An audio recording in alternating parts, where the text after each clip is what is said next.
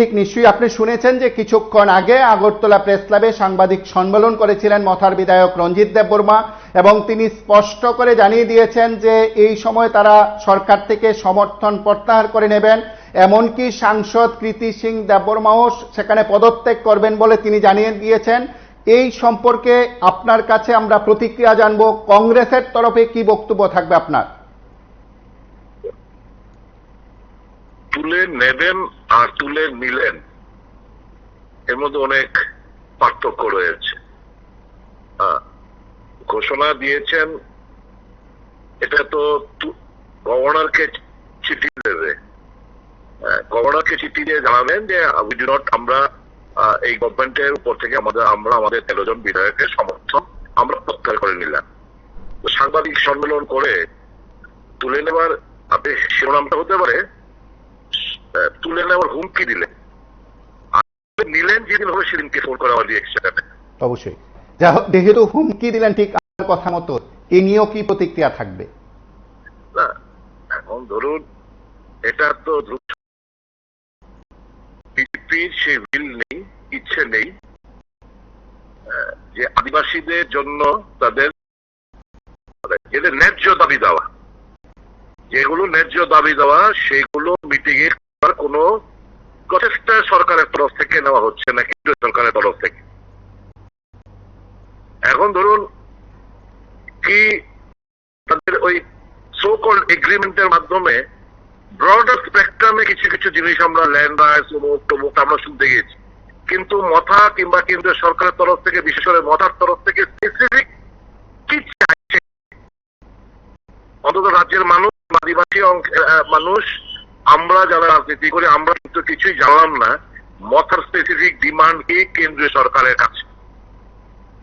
না আপনি সংবাদপত্রের সাথে জড়িত, আপনিও জানেন, আমরাও জানি না, কেউই জানি। তাহলে ধরুন আমরা যেমন কংগ্রেসের দলের তরফ থেকে আমরা একটা ইউপিএ 2 এর সময় একটি ইনিশিয়েটিভ নেওয়া হয়েছিল 125তম সংবিধান সংশোধনী বিল। এটা 5ই মার্চ 2020 সালে সেটা পার্লামেন্টে উপস্থাপনা হয়, ইন্ট্রোডিউস হয়, কিন্তু আজ অব্দি পাস করানো হলো না। এখন আমাদের স্পেসিফিক ডিমান্ড 125 অ্যামেন্ডমেন্ট, কংগ্রেসের স্পেসিফিক ডিমান্ড 371K ইমপ্লিমেন্ট করা, কংগ্রেসের স্পেসিফিক ডিমান্ড আর্টিকেল 275, 280 আমাদের রাজ্যের সেন্ট্রাল শেয়ার অফ ট্যাক্সেস এটা টিটিএডিসি যেন সরাসরি ভাবে পায়, সেটা আমার স্পেসিফিক ডিমান্ড রয়েছে।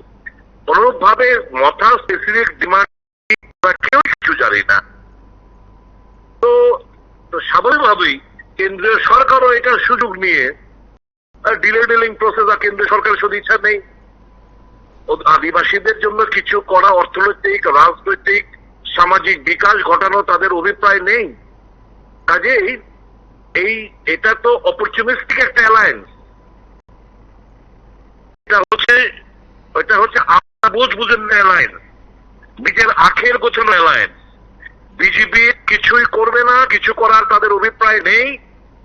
কাজেই এই পদত্যাগ করার হুমকি না দিয়ে সেখানে গভর্নরের কাছে চিঠি লিখতে বলুন যে আমরা সমর্থন প্রত্যাহার করে নিলাম।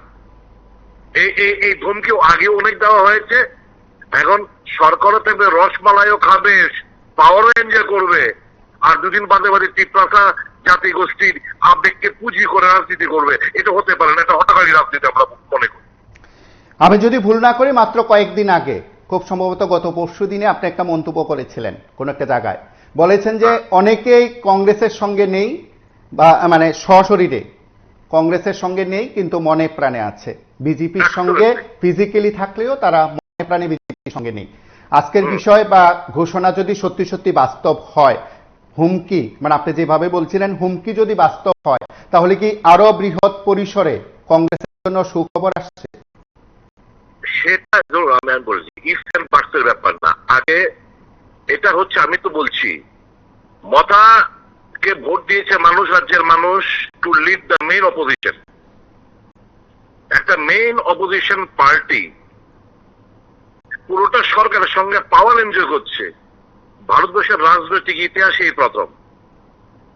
ভারতবর্ষের গোটা প্রধান বিরোধী দল সরকারের সাথে গিয়ে মিলেমিশে পাওয়ার এনজয় করছে, এটা ভারতবর্ষের নজিরবিহীন ঘটনা।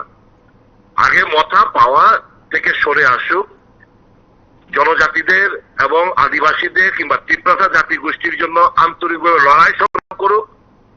কংগ্রেস স্ট্যান্ডস এবং কংগ্রেস সমর্থন করে যে ন্যায্য যে দাবি দাওয়াগুলো আছে সেগুলো আউটস্ট্যান্ডিং, সেগুলো মিটিগেট করা দরকার। সেন্ট্রাল গভর্নমেন্টের ইতিবাচক ভূমিকা দরকার রয়েছে। আপনি নির্বাচন এলে এদের কথা কথা মনে করেন, লোকসভার আগে একটা এসও কল রেকর্ড সই করা হলো, বললো 6 মাসের মধ্যে সবকিছু হয়ে যায়গা।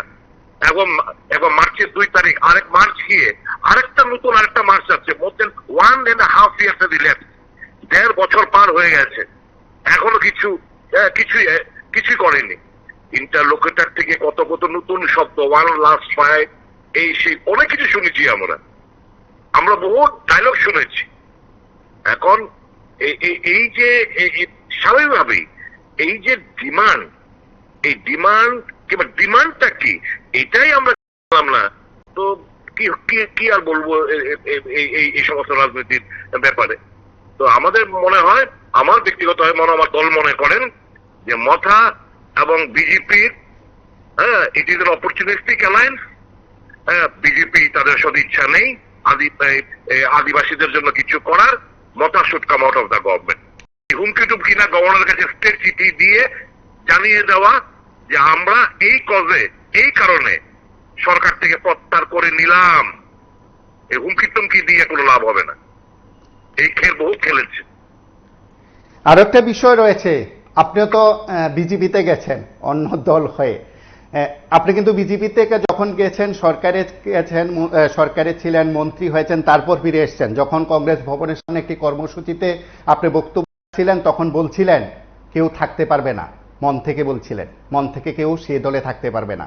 তাহলে কি আপনার সে কথা কিছুটা সময় হলেও এখন বাস্তব হতে চলেছে? বিজেপি আম জনসাধারণের পার্টি না। বিজেপি গরিব মেহনতি মানুষ, শ্রমিক অংশের মানুষ, কৃষিজীবী মানুষ, তাদের পার্টি না। এখানে যারা পার্টি করেন, পলিটিক্যাল লোকরা পার্টি করবে, নন পলিটিক্যাল বুড্ডা বাহিনীরা এখন পার্টিতে লিড করছে। স্বাভাবিকভাবেই তারা তাদের অর্থনৈতিক ব্যাপার স্যাপারটার মধ্যে প্রাধান্য দেয়, টু আর্ন মানি। অনৈতিক ভাবে কমিশন বাণিজ্যের সাথে জড়িয়ে এই যে মারামারি, নিজেদের মধ্যে মারামারি হচ্ছে, বিভিন্ন জায়গায় অন্তর্কলহ বিজেপির মধ্যে, শুধু ভাগ বটোরা এবং করাপশন নিয়ে ছেয়ে গেছে প্রত্যেকটি জায়গায় সিন্ডিকেট। এই সিন্ডিকেট এই পার্টি করা যদি এই উদ্দেশ্য হয়ে থাকে তাহলে তো কিছু বলার নেই। কাজে অল পলিটিক্যাল ননসেন্স আর ইন দ্য বিজেপি। 2026 সালের এডিসি সাধারণ নির্বাচন, তার আগে যদি সমর্থন প্রত্যাহার করে নিয়ে যদি কংগ্রেসের সঙ্গে আসে মথা, তাহলে আপনার কি বক্তব্য থাকবে? আগে আসুক, তখন ভাবা যাবে। ইফস এন্ড বাটস এর উত্তর আমার কাছে নেই। মথা শুড ইমিডিয়েটলি, আমি এটুকু মনে করি বিজেপির সঙ্গে থাকার মথার ক্রেডিবিলিটি নষ্ট হচ্ছে, মথার বিশ্বাসযোগ্যতা নষ্ট হচ্ছে। এটা হচ্ছে অপরচুনিস্টিক অ্যালায়েন্স, সুবিধাবাদী অ্যালায়েন্স। এর থেকে বেরিয়ে আসা উচিত বলে আমি মনে করি। 2028 সালের বিধানসভা নির্বাচন, আগাম মন্তব্য কি থাকবে? না, পলিটিক্সে আগাম কিছু বলার না। ভারতবর্ষের পলিটিক্যাল ইকুয়েশন, রাজ্যের পলিটিক্যাল ইকুয়েশন দ্রুত চেঞ্জ হচ্ছে। নোবডি, এই যে মহারাষ্ট্রের মধ্যে এমএনএস এবং উদ্ধব ঠাকরে, এই দুটো পার্টি তারা আবার মিলে গেল একসাথে। তো পলিটিক্সে কখন কি হয়ে যায় you never know. So ifs and buts না, you just wait and watch. এটুকু বলতে পারি 2028 BJP will be taught a lesson. এবং এটা শুধু 28 না, এর আগে বহুত কিছুই হবে। Don't worry for that. অবশ্যই অসংখ্য ধন্যবাদ আপনাকে। আমরা কথা বললাম কংগ্রেস বিধায়ক সুদীপ রায় বর্মনের সঙ্গে। তিনি